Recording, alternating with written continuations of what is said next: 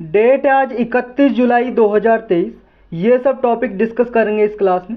उसके बाद कुछ वन लाइनर टॉपिक है इंपॉर्टेंट जो रिसेंटली न्यूज़ में थे, उनके बारे में डिस्कस करते हैं। फर्स्ट टॉपिक है सेल्फ रिलायंट इंडिया फंड। ये प्रीलिम्स के लिए इंपॉर्टेंट है और जीएस पेपर 3 के लिए एमएसएमई से रिलेटेड कोई क्वेश्चन पूछा जाता है तो उसमें गवर्नमेंट ने क्या स्टेप लिए हैं, क्या प्रयास किए हैं गवर्नमेंट ने एमएसएमई सेक्टर को प्रमोट करने के लिए, यानी कि micro small and medium enterprises को प्रमोट करने के लिए, तो वहाँ पे आप इसका एग्जांपल दे सकते हो। क्या है ये सेल्फ रिलायंट इंडिया फंड? देखो, इंडिया ने आत्मनिर्भर भारत ये कैंपेन चला रखा है, तो ये आत्मनिर्भर भारत पैकेज के अंडर ही सेल्फ रिलायंट फंड लॉन्च किया है। इसके लिए सेंट्रल गवर्नमेंट ने 50,000 करोड़ का ये फंड बनाया है। जो ये 50 करोड़ रुपए हैं ये किसके लिए काम में आएंगे? एमएसएमई सेक्टर के लिए, यानी कि इसको लोन प्रोवाइड करेंगे, फंड प्रोवाइड करेंगे इस 50,000 करोड़ रुपए में से।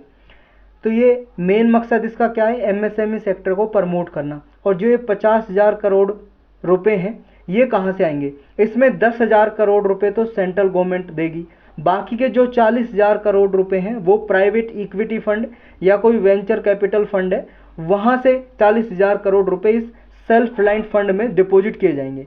जो सेल्फ रिलायंट इंडिया फंड है, ये फंड देखो मेन मकसद इसका ये है कि दो टुकड़ों में इसको बांटा गया है। एक तो मदर फंड की तरह काम करेगा और एक डॉटर फंड, ये स्ट्रक्चर बनाया गया है इसका।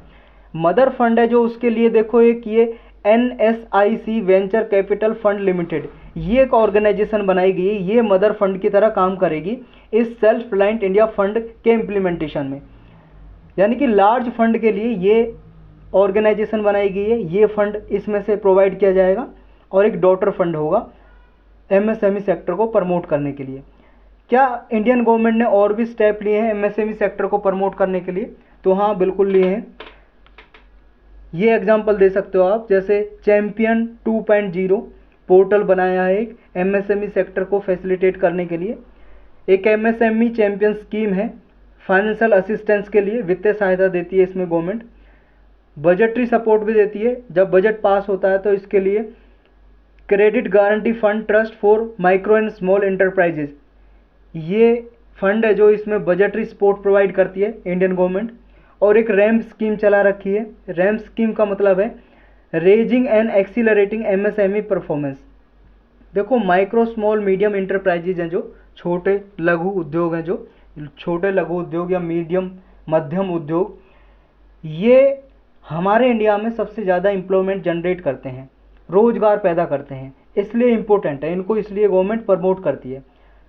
इनको टैक्स इंसेंटिव भी प्रोवाइड करती है, फंड भी प्रोवाइड करती है लोन की तरह, ग्रांट भी प्रोवाइड करती है कई समय में।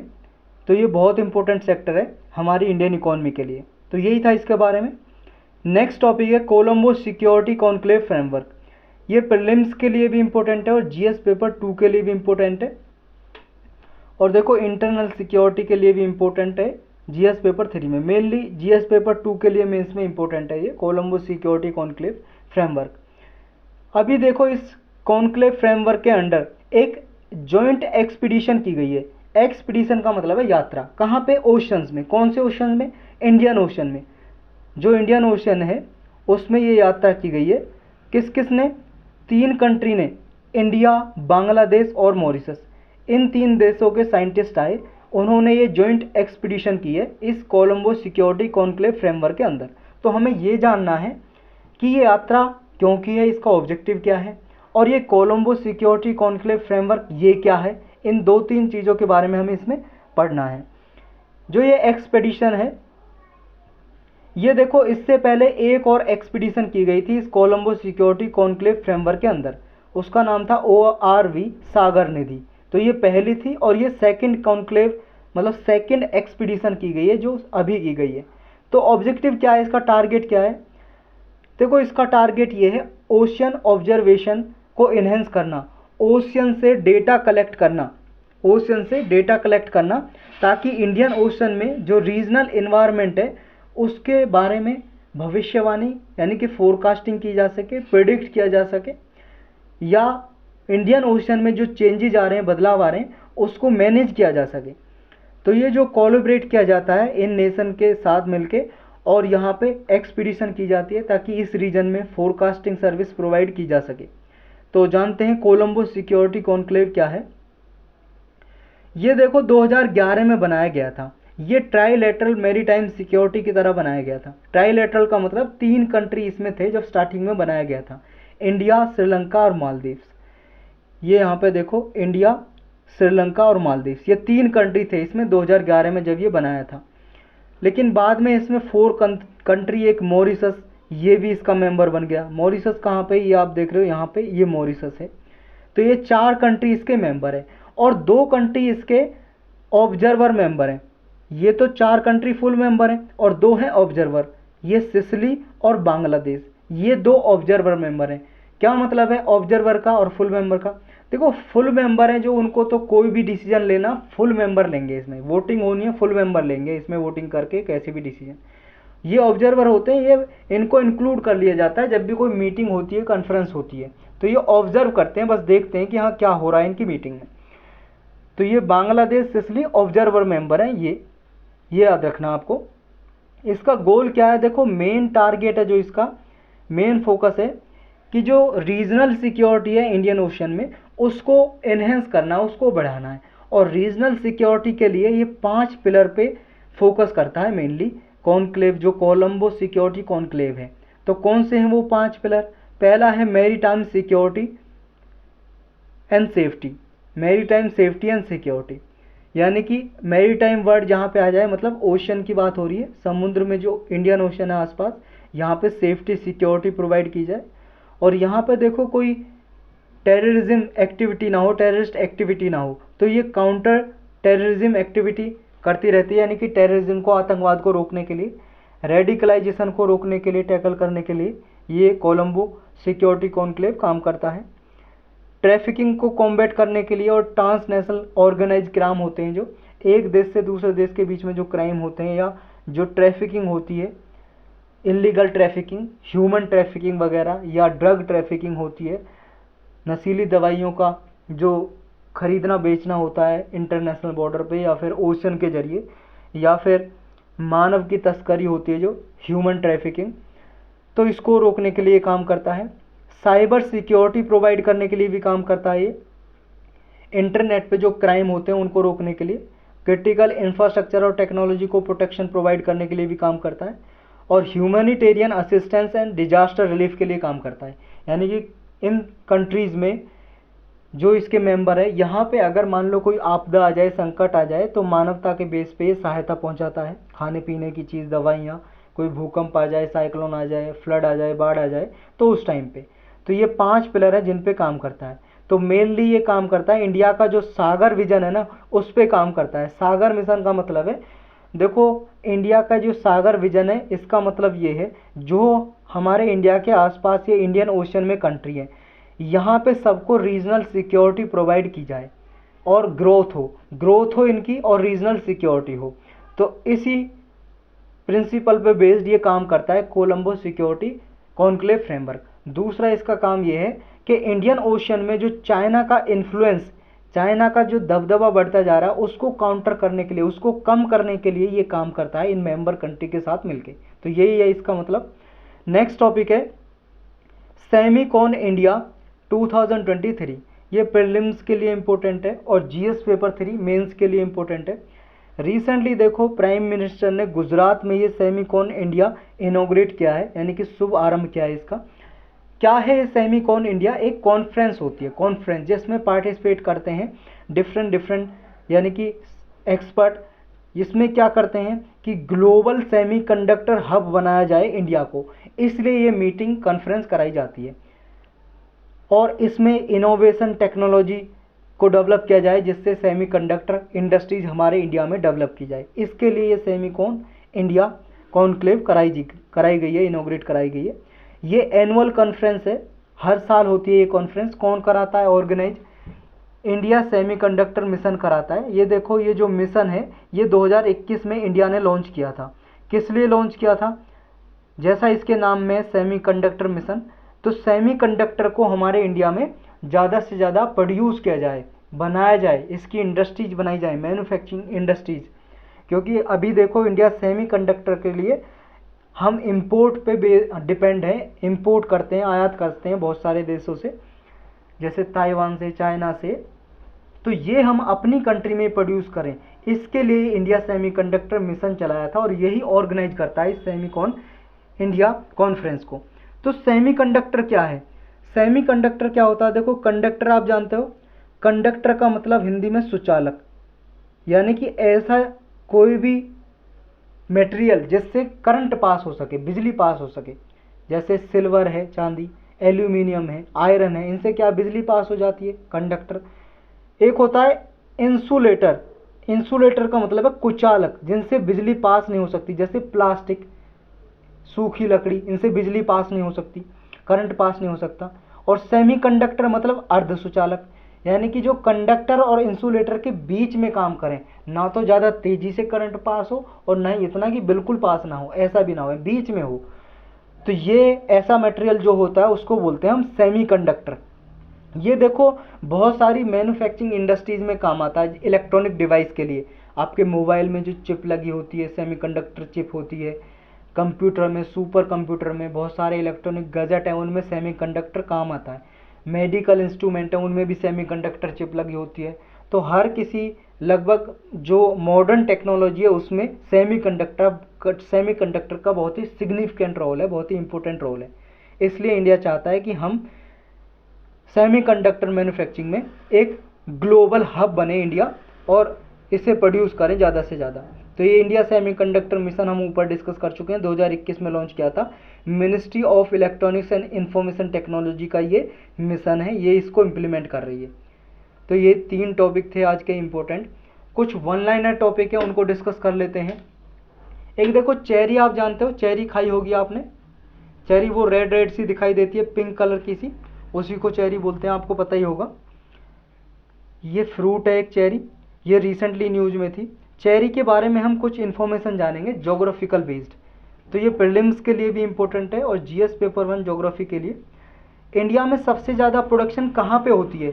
देखो, इंडिया में जितना भी प्रोडक्शन होता है उसका 90% प्रोडक्शन, 90% उत्पादन कहाँ पे होता है? कश्मीर वैली में। कश्मीर वैली में इसका उत्पादन होता है 90% कश्मीर घाटी में। और इंडिया में देखो 8 चेरी की वैरायटी पाई जाती हैं। ये वैरायटी के नाम आपको याद होने चाहिए, जिस इतना पूछा जा सकता है ये किस चीज़ की वैरायटी है। ऐसे पूछा गया, सिल्क की वैरायटी के बारे में पहले पूछा गया।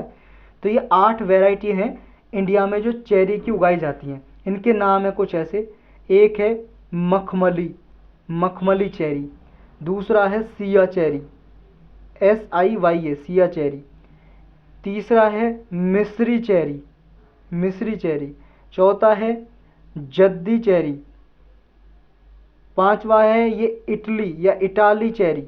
ये इटली वही स्पेलिंग है जो इटली देश की स्पेलिंग है। एक डबल चेरी, एक है विस्कन चेरी, विस्कन चेरी, और एक है आपका स्टेला चेरी। ये 8 वैरायटी हैं जो हमारे इंडिया में उगाई जाती हैं। और कब उगाई जाती हैं ये देखो, दिसंबर से फरवरी के महीने में उगाई जाती हैं। दिसंबर से फरवरी के महीने में लगाई जाती है इसकी फसल। दिसंबर से फरवरी यानी कि सर्दियों में लगाई जाती है। और कब काटी जाती है, हार्वेस्ट कब की जाती है ये? या तो लेट मई में, मई के आखिर में, या जून के स्टार्टिंग में, अर्ली जून में। तो जब ये हार्वेस्टिंग की जाती है, काटी जाती है। कैसी सॉइल चाहिए इसके लिए? इसके लिए देखो वेल ड्रेन्ड सॉइल चाहिए, यानी कि ऐसी मिट्टी चाहिए जिसमें पानी रुके ना, निकल जाए। जैसे गेहूं के लिए मिट्टी चाहिए, ऐसी कुछ मिट्टी चाहिए इसके लिए।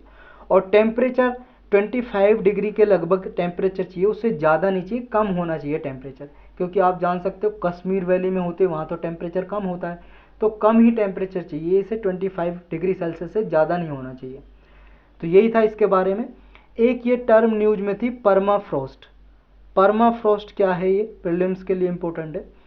परमाफ्रॉस्ट देखो, कोई ऐसा ग्राउंड जहाँ पे सालों साल बर्फ़ जमी रहती हो, आइस जमी रहती हो, उस एरिया को हम बोलते हैं परमाफ्रॉस्ट। यानी कि कंप्लीटली फ्रोजन है, या तो वहाँ पे 0 डिग्री सेल्सियस टेम्परेचर है या उससे कम है। और आपको पता है 0 डिग्री सेल्सियस पे यहाँ पे अगर पानी रहेगा तो उसकी बर्फ़ जम जाती है।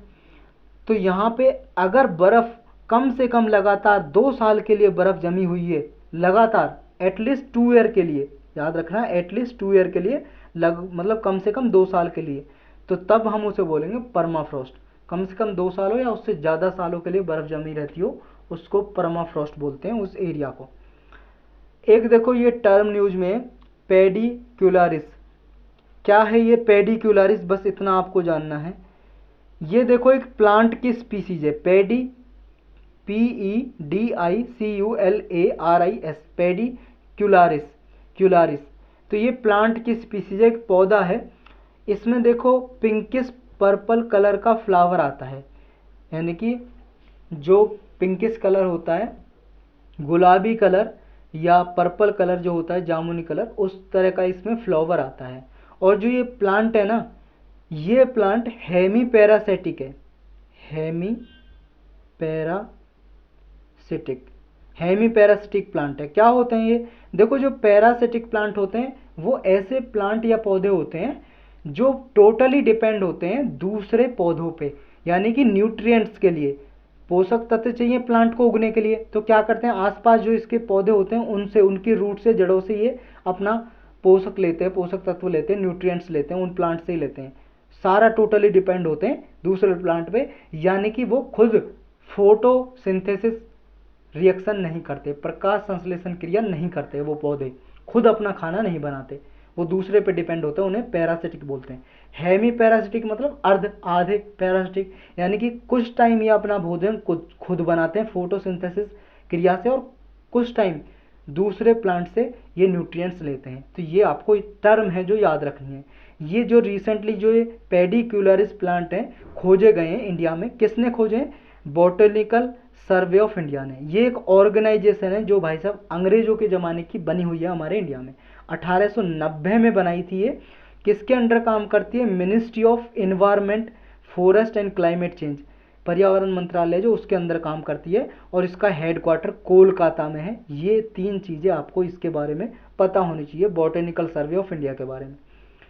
एक देखो पैराचिक ग्लेशियर न्यूज में है, ये पैराचिक ग्लेशियर कहाँ पे है, बस इसकी लोकेशन आपको पता होनी चाहिए।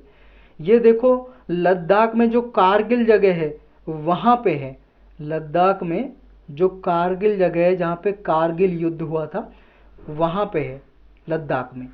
और यहाँ पे देखो इसके पास सुरु रिवर वैली है, सुरु रिवर बहती है, एक सुरु नदी, उसकी घाटी है, तो सुरु रिवर वैली है जो, उसके पास है ये पैराचिक ग्लेशियर। और ये सुरु रिवर वैली है जो जास्कर रेंज है ना, जो जास्कर की पहाड़ियाँ आपने पढ़ी होंगी, जास्कर की पहाड़ियाँ का ही सदर्न पार्ट है ये सुरु रिवर वैली। तो बस यही आपको इसके बारे में जानना है। एक देखो डिजिटल पेमेंट इंडेक्स जारी किए, इसे कौन जारी करता है, बस इतना आपको पता होना चाहिए। डिजिटल पेमेंट इंडेक्स, इसको जारी करता है आरबीआई, हमारा reserve bank of India, central bank हमारा जारी करता है इसको। और ये सेमी एनुअली जारी की जाती है, मतलब 6 महीने में एक बार, साल में 2 बार सेमी एनुअली जारी की जाती है डिजिटल पेमेंट इंडेक्स। क्या पता करते हैं इसमें? हमारे इंडिया में डिजिटल परफॉर्मेंस कैसी रही है, कितने लोग डिजिटल पेमेंट करते हैं, डिजिटल पेमेंट के लिए इंफ्रास्ट्रक्चर कैसा है, इन सब बातों को ध्यान में रखते हुए आरबीआई डिजिटल पेमेंट इंडेक्स जारी करता है। नेक्स्ट देखो एक टाइगर रिजर्व है, कंवल टाइगर रिजर्व, ये रिसेंटली न्यूज में है, बस इसकी लोकेशन आपको याद रखनी है और ज़्यादा कुछ नहीं। ये तेलंगाना में है, तेलंगाना में है ये, तो बस इतना याद रखना है। तो यही टॉपिक थे आज के इम्पोर्टेंट।